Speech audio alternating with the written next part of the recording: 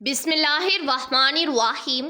شروع اللہ کے بابرکت نام سے جو بڑا مہربان اور نہایت رحم کرنے والا ہے۔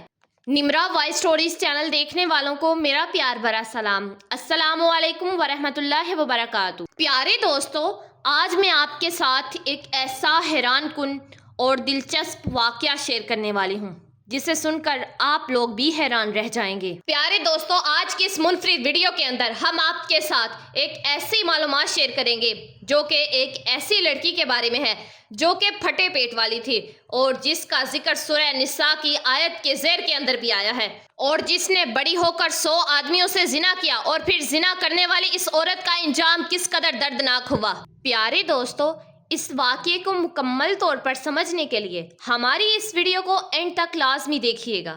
پیارے دوستو، یہ بات تو آپ بخوبی جانتے ہوں گے کہ مردوں کے مقابلے میں عورتوں کا فتنہ سب سے زیادہ خطرناک ہے، اور ایک مرد عورتوں کو اتنے فتنوں کے اندر مبتلا نہیں کر سکتا جتنا کہ ایک عورت مردوں کو فتنے کے اندر مبتلا کر سکتی ہے۔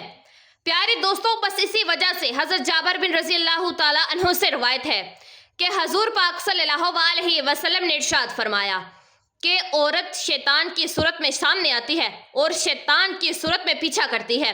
بس جب تم میں سے کوئی شخص کسی اجنبی عورت کو دیکھ لے اور وہ اس کو کوہجان میں ڈال دے تو وہ صرف اپنی بیوی کے پاس چلا جائے، کیونکہ یہ طریقہ اس کے نفس میں موجود شہوت کو ٹھنڈا کر دے گا۔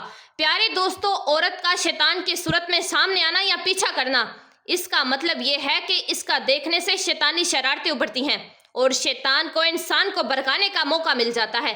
جبکہ ایک اور مقام پر حضرت اسامہ بن زید رضی اللہ تعالیٰ عنہ سے روایت ہے کہ حضور پاک صلی اللہ علیہ وسلم نے ارشاد فرمایا کہ میرے بعد مردوں کے لیے سب سے زیادہ نقصان دہ فتنہ عورتوں سے زیادہ اور کوئی نہ ہوگا۔ اور حضرت ابو سعید خدری رضی اللہ تعالیٰ عنہ سے روایت ہے کہ حضور پاک صلی اللہ علیہ وسلم نے ارشاد فرمایا کہ یہ دنیا سرسبز اور میٹھی ہے، اور اللہ پاک نے تمہیں اس لیے بھیجا ہے کہ تمہیں دیکھے یہ تم کیسے عمل کرتے ہو۔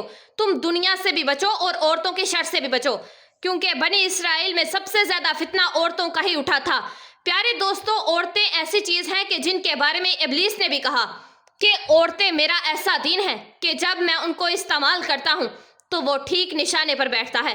پیارے دوستو، جبکہ زنا کی تباہ کاریاں بیان کرتے ہوئے حضرت انس رضی اللہ تعالیٰ عنہ سے روایت ہے کہ حضور پاک صلی اللہ علیہ وسلم نے ارشاد فرمایا کہ تم اپنے آپ کو زنا سے بچاؤ، کیونکہ زنا کے اندر 6 تباہ کاریاں ہیں، 3 دنیا میں اور 3 آخرت میں۔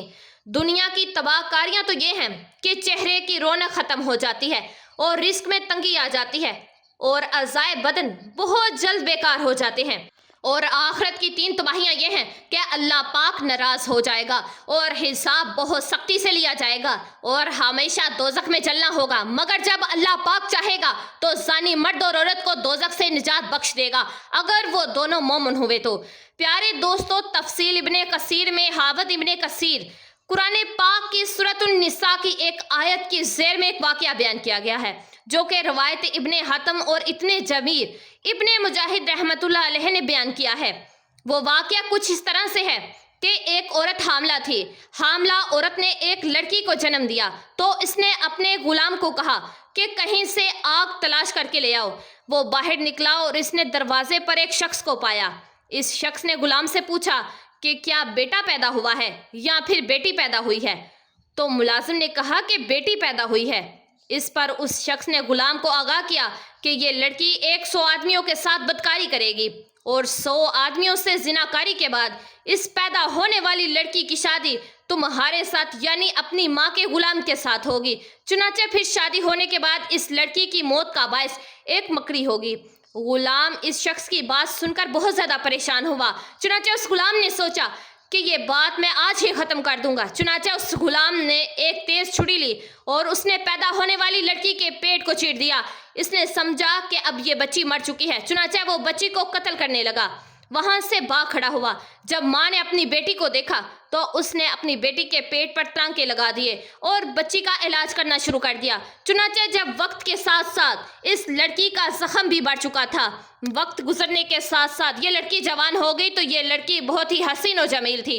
चुनाचे जब लड़की जवान हुई तो इसको जिनाकारी की लत पड़ गई। चुनाचे जो गुलाम यहाँ से भाग कर गया था वो समंदर के पार चला गया और उसने अपना पेट पालने के लिए कोई काम काज शुरू किया। कई सालों के बाद इसके पास काफी मालो दौलत जमा हो चुका था तो ये गुलाम फिर से अपने गांव में वापस पलट आया।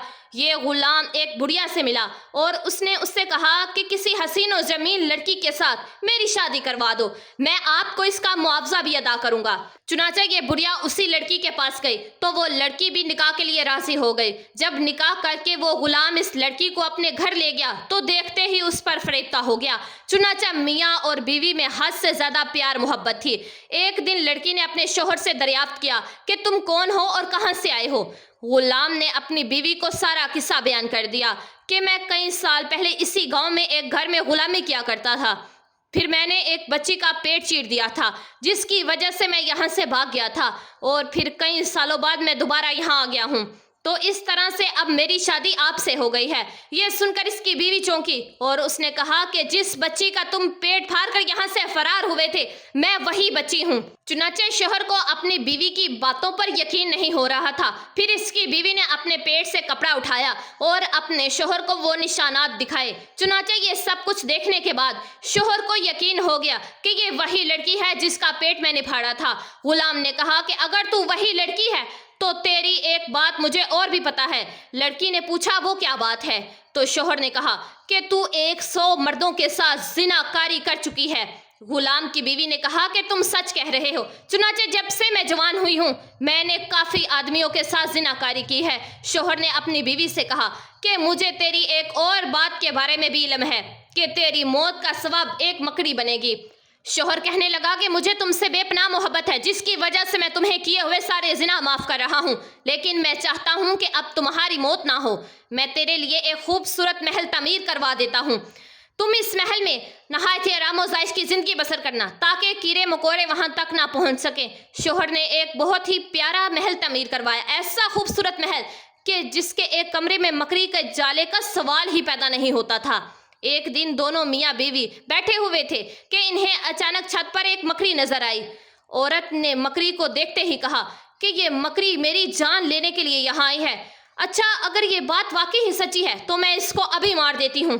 ये कहकर बीवी ने अपने गुलाम को हुक्म दिया कि मकड़ी को जिंदा पकड़कर मेरे पास लाया जाए। गुलामों ने मकड़ी को पकड़ा और मकड़ी को लड़की के सामने पेश कर दिया। चुनाचे उस लड़की ने मकड़ी को अपने पांव तले मसलकर मार डाला। लड़की के पांव के अंगूठे पर एक जख्म था। जब लड़की ने मकड़ी को मसला तो मकड़ी के खून का एक कतरा इसके पांव के जख्म के अंदर चला गया, जिसकी वजह से जख्म मजीद खराब हो गया और फिर इसी जख्म से जहर पूरे जिस्म के अंदर फैल गया और फिर अगले ही दिन इस लड़की की मौत वाक़या हो गई।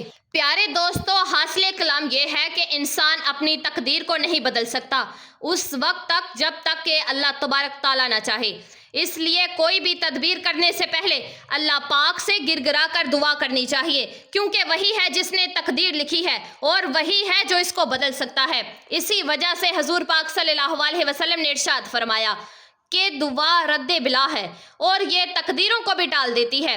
अल्लाह तबारक ताला से दुआ है कि अल्लाह तबारक ताला हमें अच्छे और बुरी तकदीर पर राज़ी रहने की तौफीक अता फरमाए। प्यारे दोस्तों, मैं उम्मीद करती हूँ कि ये वीडियो आप लोगों को ज़रूर पसंद आएगी। इसको आगे शेयर लाजमी कीजिएगा और अगर आप निम्रा वॉइस स्टोरीज चैनल पर नए हैं तो प्लीज़ हमारे चैनल को सब्सक्राइब कर दीजिएगा, वीडियो को लाइक कर दीजिएगा और बेल आइकन के बटन को प्रेस कर दीजिएगा। और मज़ीद इस तरह की इस्लामिक और मालूमात से भरपूर वीडियोज़ देखने के लिए हमारे चैनल निम्रा वॉइस स्टोरीज़ को लाजमी सब्सक्राइब कीजिएगा और हमारे चैनल का हिस्सा बन जाइएगा। अपना ढेर सारा ख्याल रखिएगा और दुआओं में हमें याद रखिएगा। जज़ाकल्लाह।